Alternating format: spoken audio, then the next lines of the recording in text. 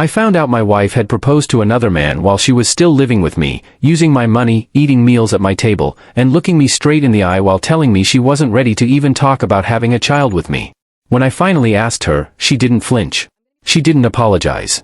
She smiled and said I was the kind of man women choose only when their lives fall apart, and hers hadn't. I didn't respond. I didn't argue.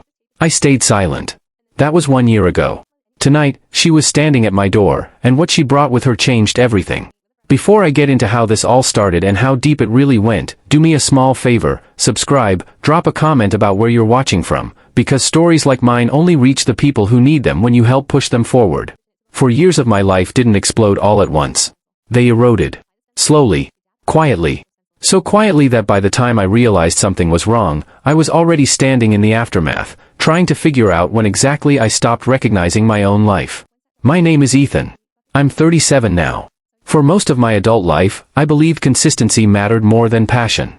I believed showing up every day counted for something.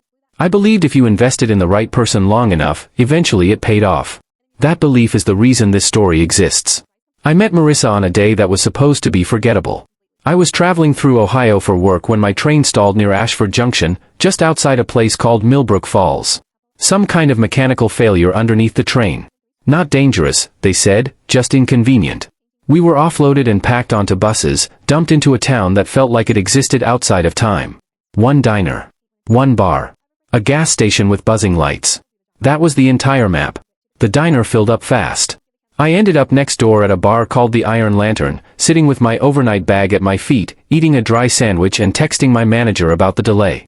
That's when Marissa slid onto a stool a couple seats away and said something about how the universe really wanted us to slow down and appreciate small-town America. I laughed. She had that kind of presence, effortless. Dark hair pulled back, sharp eyes, calm confidence.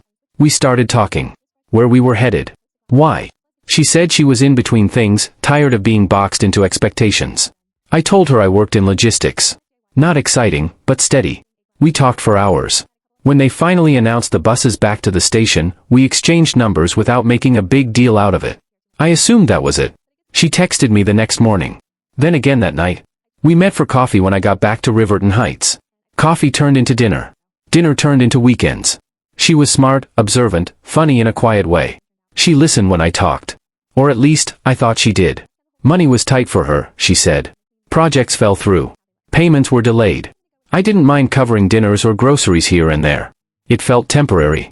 Everything always did with her, temporary, transitional, just until the next thing landed.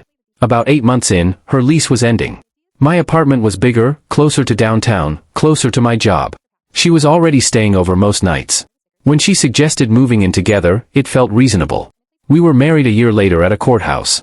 Small ceremony. No rings. She said she didn't care about that stuff. Said commitment wasn't about jewelry. I told myself that meant she was different. The first few months living together were fine. She paid her share. She cooked sometimes.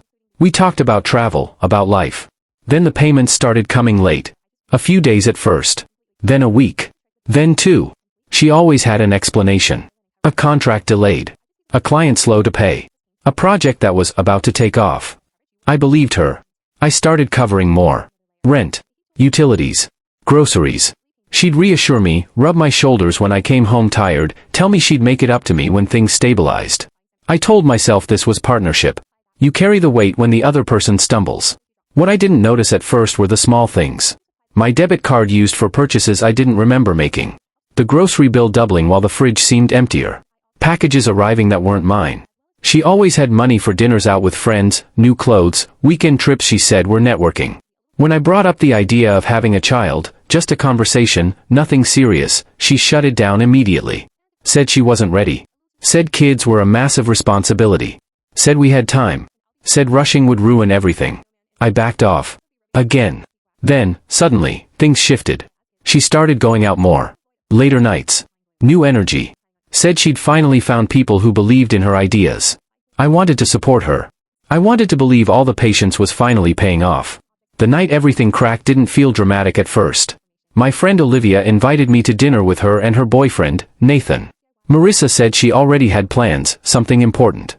I went alone. Olivia was acting strange. Quiet. Distracted. Nathan mentioned a private event he'd attended the night before, joked about the open bar, and then casually asked if Marissa had enjoyed herself there, with her fiancé. I didn't understand what he meant. The table went silent. Olivia pulled out her phone, apologizing before I even saw the screen. It was a social media profile. A man I didn't know. Lucas Brandt. Photos of him and Marissa together. A recent post. Candlelight. Champagne. A ring on his finger. Caption, she said yes. Starting forever. My chest felt hollow. I scrolled back. Weeks of photos. Trips she said were work. Dinners I'd paid for. In one picture, she was wearing a jacket I'd bought her. I left the restaurant without saying much. Went home. Sat in the dark. Opened my bank app and finally looked closely. Charges I didn't recognize. A hotel in the Old Harbor District. A jewelry store. Over $3,000. That's when it hit me. She came home later that night like nothing was wrong. Dropped her bag. Went to the fridge. I asked her, calmly, where she'd been. She said connections were finally paying off. I asked her if she'd proposed to someone else. She didn't deny it. She looked at me, eyes flat, and said she never planned a child with me. Said I was safe. Said I was what women chose when their lives were broken. And hers wasn't. I didn't yell. I didn't argue.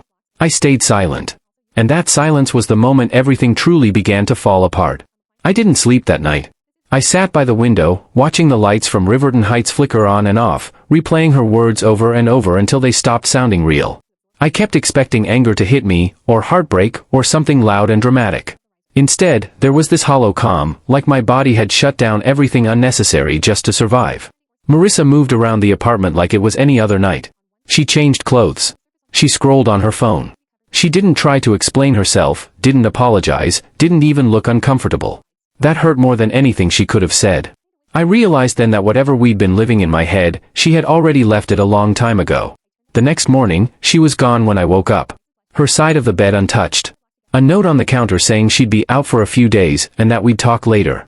No urgency. No guilt. Just an assumption that I'd wait. That's when I finally started digging. I took the day off work and sat at the kitchen table with my laptop, bank statements pulled up, credit cards open, every shared account laid bare. What I'd seen the night before was only the surface. Once I started scrolling back months, then a year, my hands started shaking. Small withdrawals. Online subscriptions I'd never signed up for. Ride shares I'd never taken. Restaurant charges from places I'd never been. She hadn't drained me all at once. She'd siphoned me slowly, carefully, like she knew exactly how much she could take without setting off alarms. The total made my stomach drop.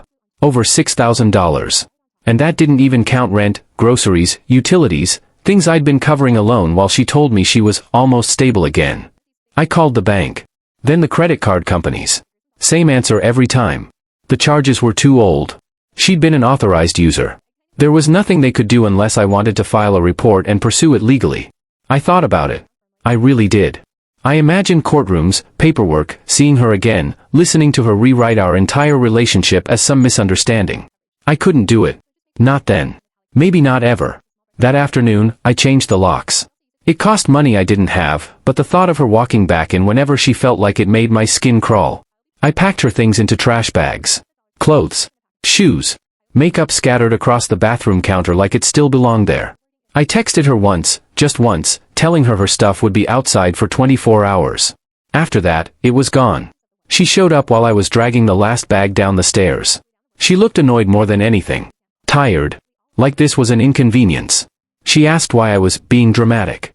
Said we could have talked like adults. When I didn't respond, she tried to step closer, like muscle memory would kick in and I'd soften.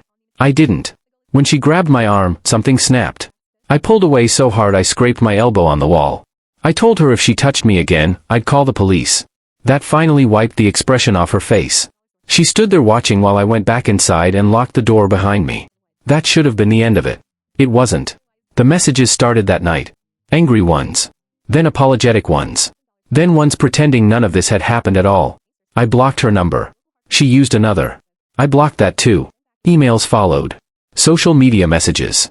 Even a handwritten note slipped under my door one morning that I tore up without reading. At work, I couldn't focus. I made mistakes I normally wouldn't. Missed deadlines. Forgot meetings. By the end of the week, my manager asked me into his office. I thought I was about to get a warning. Instead, he told me my position was being eliminated. Restructuring, he said. Budget cuts. Nothing personal. 2 weeks' notice. A severance package that barely covered 1 month's rent. I nodded. Signed the paperwork. Walked out like it didn't matter. I cried in my car.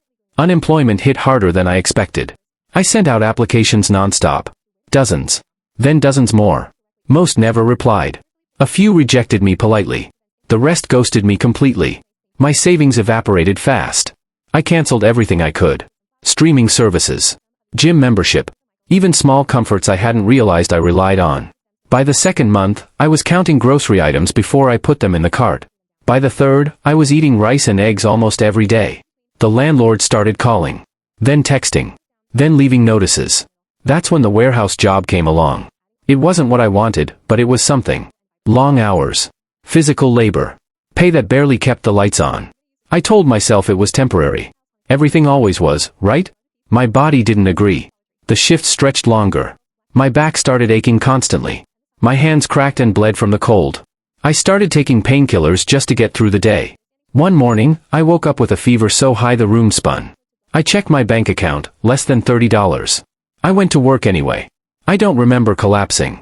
I remember waking up on the ground at the bus stop, a teenage girl asking if I was okay, fear all over her face. I lied. Told her I was just tired. Somehow made it home. Crawled up the stairs. Passed out on the floor. That's how Hannah found me. She was my neighbor's cousin, staying temporarily in the building. I barely knew her. She thought I was dead. She got me into bed, forced water into me, stayed up all night checking my breathing. She called my job and raised hell until they gave me sick days I didn't even know I qualified for. No one had done that for me in years.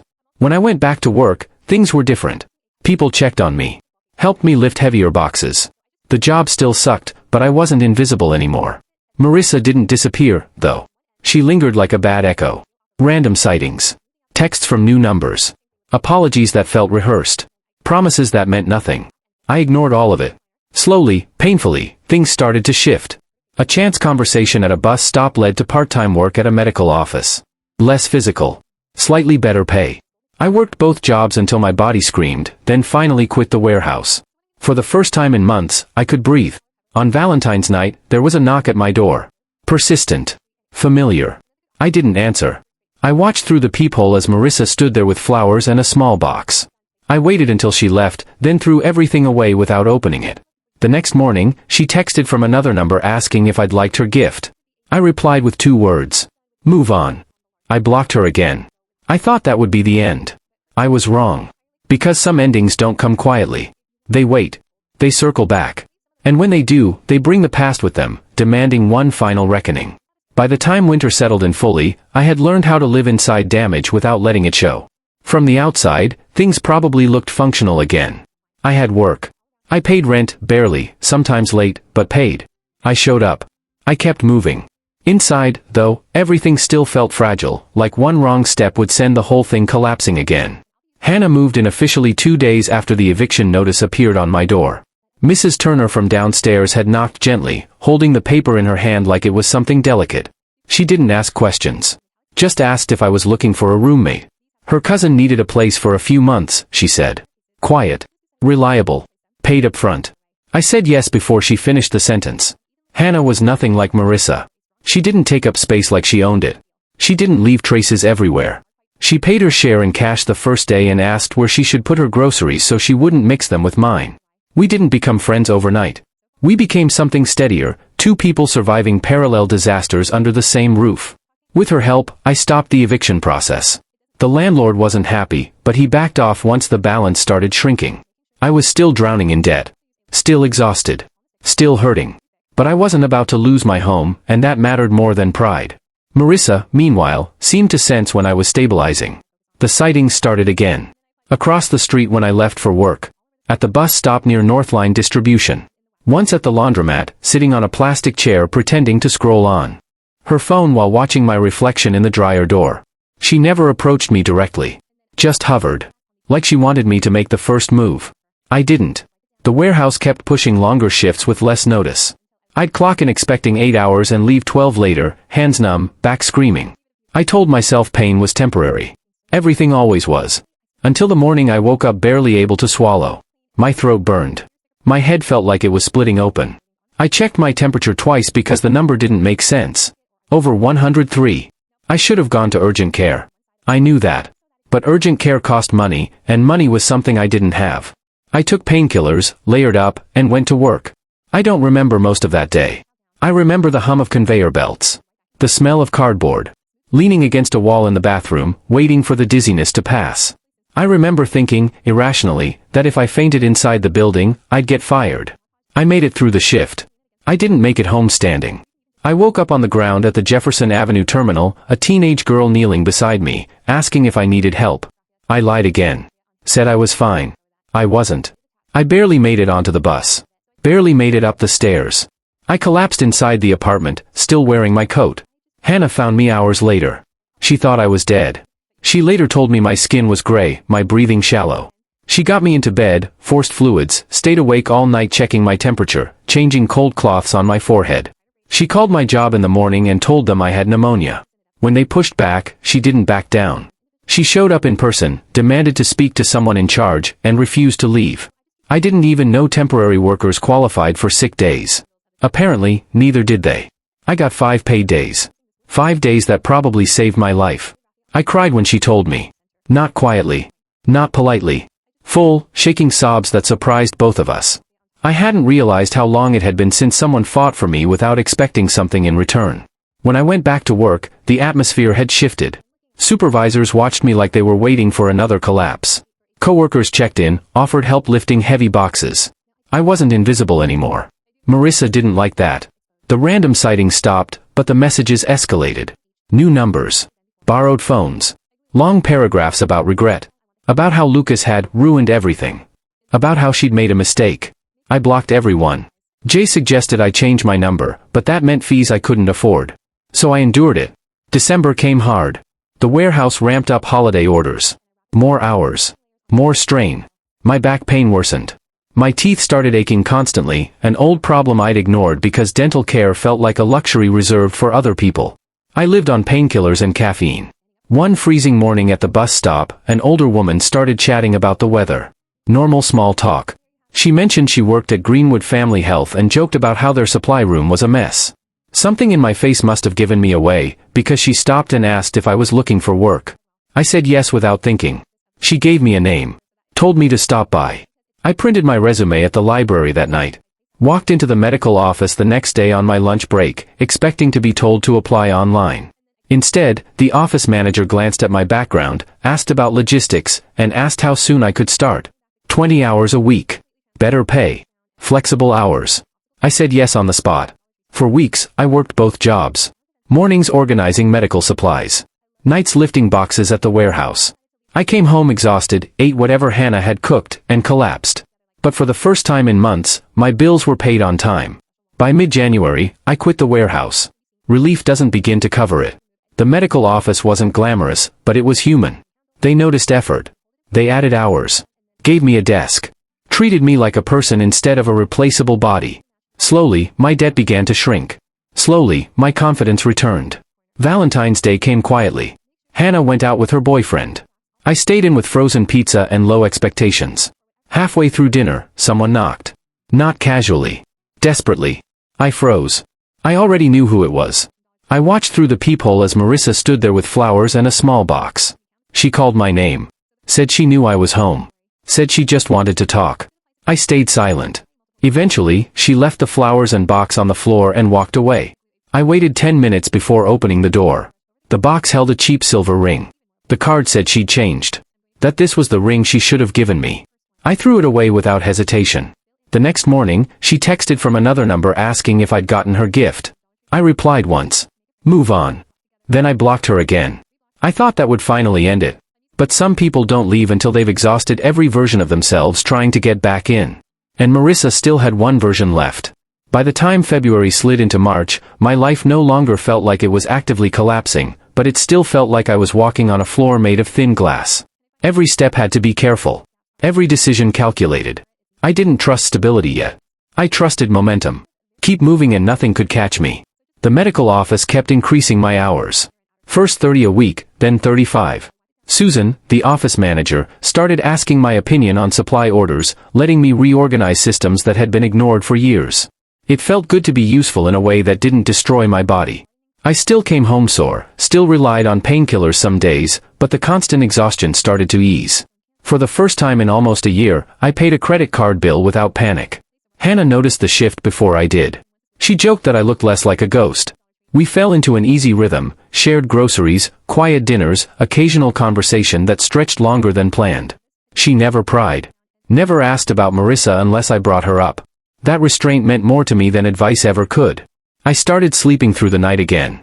Not every night, but more than before. I stopped checking the locks 3 times before bed. Only twice now. Progress. Then Daniel texted me. He didn't lead with drama. Just said he'd run into someone unexpected at a coffee shop. Asked if I was sitting down. That's how I knew. It was Marissa. She hadn't caused a scene. Hadn't asked about me directly at first. Just hovered in the conversation like she used to, circling until someone acknowledged her presence. Eventually, she asked how I was doing. Daniel said he kept it vague. Said I was fine. Busy. Moving on. Apparently, that answer bothered her more than anger ever would have. I thanked him for the heads up and told him not to engage if he saw her again. I meant it. I didn't want updates. I didn't want closure. I wanted distance. For a while, that's exactly what I got. The messages stopped. The sightings stopped. Her social media went quiet. I let myself believe she'd finally accepted reality. That she'd found a new distraction. That this chapter was closing. That was my mistake. Because when someone loses control over you completely, sometimes they try one last move, not to reclaim you, but to rewrite themselves. It was a Tuesday evening when it happened. Nothing special about the day. Hannah was out. I'd stayed late at the office finishing inventory counts. I came home tired but calm, the good kind of tired that comes from doing something meaningful. When I opened my apartment door, she was standing there. Marissa looked different. Healthier, somehow. Her hair was shorter. Her posture straighter. Clothes that actually fit instead of hanging off her like borrowed confidence. For a split second, my body reacted before my mind did, heart racing, breath catching. Not because I missed her. Because memory is muscle deep. She raised her hands immediately, palms out, like she could sense the instinct to shut the door. I'm not staying, she said quickly. I promise. I didn't answer. I just stared. She held out a small gift bag. Not dramatic. No flowers. No box shaped like hope. Just a plain paper bag. I'm leaving town tonight, she said. I won't come back after this. I should have shut the door. I know that now. But curiosity, or maybe a need for finality, kept my hand on the frame instead of the handle. What do you want? I asked. She swallowed. To return something. I took the bag without inviting her in. Inside was an envelope and a small box. The envelope was thick. Cash. I didn't count it then, but I could tell it wasn't nothing.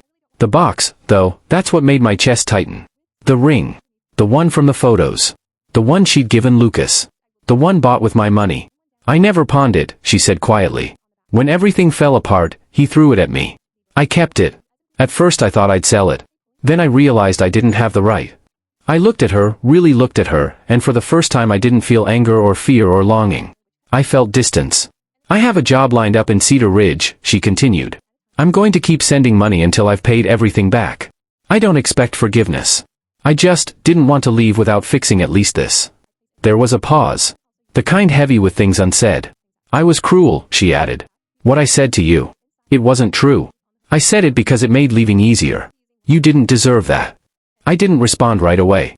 Because the strange thing was, hearing the apology didn't heal anything. It didn't reopen wounds either. It just confirmed that the version of her I'd loved never really existed the way I thought. Goodbye, Marissa, I said finally. She nodded, gave a small wave, and walked away. No drama. No collapse. No final plea. Just footsteps down the hallway and the quiet click of the stairwell door closing. I locked my apartment and leaned against it longer than necessary. Not because I was overwhelmed, but because I wanted to be sure I felt nothing before I moved. The next day, I took the ring to a jeweler. He examined it carefully, adjusted his glasses, and told me the truth without ceremony. The stone was smaller than it looked in photos. The setting mass-produced. The value, modest. I sold it anyway. The money went straight into savings. Not as a symbol. Not as closure. Just as correction. That night, Hannah came home to find me cooking actual food instead of reheating something sad. She noticed the change immediately. You okay? She asked. I nodded. Yeah. I think I am. And for the first time, I meant it. I didn't know yet that this wasn't the end of the story. But it was the end of her power over it. Life didn't snap into place after Marissa walked away. It didn't suddenly feel light or easy or victorious. What it did feel like was quiet. And after everything I'd lived through, quiet felt earned. The weeks after she left were almost suspiciously normal. No unknown numbers lighting up my phone. No figures hovering across the street when I left for work. No knocking at my door that made my chest tighten. I kept waiting for the other shoe to drop, for some delayed consequence of the chaos she'd left behind, but it never came. Instead, life kept moving forward in small, almost unremarkable ways. The medical office officially brought me on full-time in early spring. Actual benefits. Paid time off. A modest raise that felt enormous compared to where I'd been a year earlier. Susan shook my hand and told me I'd earned it. That they needed someone reliable, someone who paid attention, someone who didn't disappear when things got difficult. I smiled and thanked her, but later, alone at my desk, I sat there longer than necessary, letting that sink in. Reliable. Present. Worth keeping.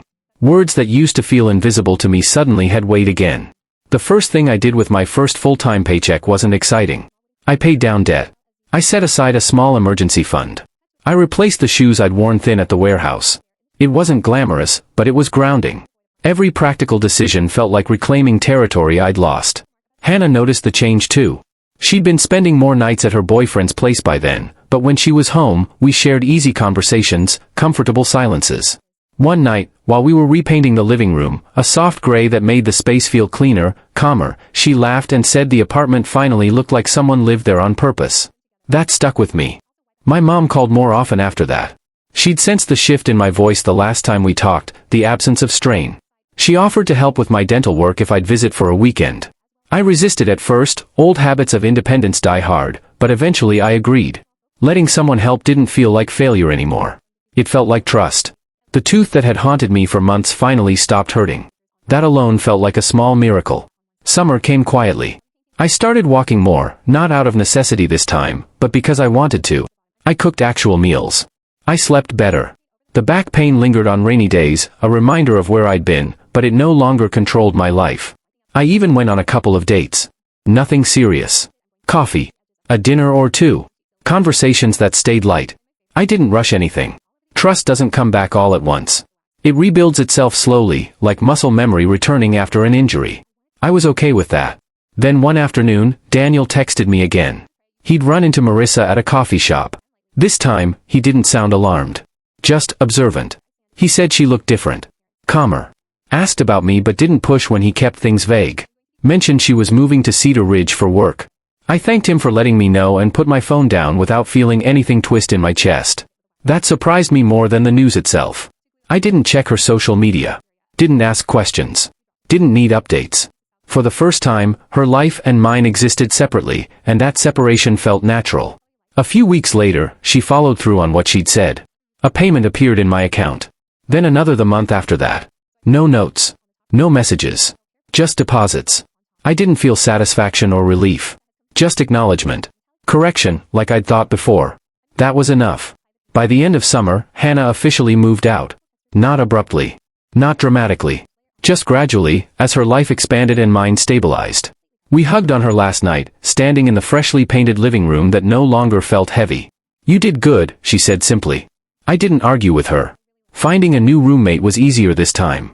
A quiet grad student from the medical office. Paid on time. Didn't touch my food. Respected boundaries. The kind of normal I'd once taken for granted and then forgotten how much it mattered. One evening in early fall, as I was coming home from work, I noticed how different my reflection looked in the building's glass door. Not happier exactly. Stronger. More present. Like someone who trusted himself again. That night, as I locked up and turned off the lights, I caught myself doing something new. I checked the lock once. Not twice. Not 3 times. Once. And then I went to bed. Sometimes I think about the man I was when I met Marissa, the one who believed endurance was the same thing as love, who thought being chosen eventually would justify being overlooked now. I don't judge him anymore.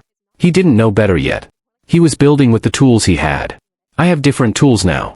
Boundaries. Patience. A clearer sense of what effort actually looks like when it's mutual. I don't know if Marissa will continue paying everything back. I don't know if she'll truly change. People do sometimes, but rarely in the dramatic ways they promise. It usually happens quietly, through repeated choices, long after no one is watching. What I do know is this: my life no longer depends on anyone else's promises. I rebuilt it piece by piece. Not perfectly. Not quickly. But honestly. And if you're still here listening to this story, maybe part of you recognizes pieces of yourself in it. If that's the case, don't ignore the small warnings. Don't confuse patience with self-erasure. And don't underestimate how much strength it takes to walk away quietly and start over without applause. If this story resonated with you, do me one last favor: subscribe to the channel, share where you're watching from in the comments, and help stories like this reach people who need to hear that rebuilding is possible, even after everything falls apart.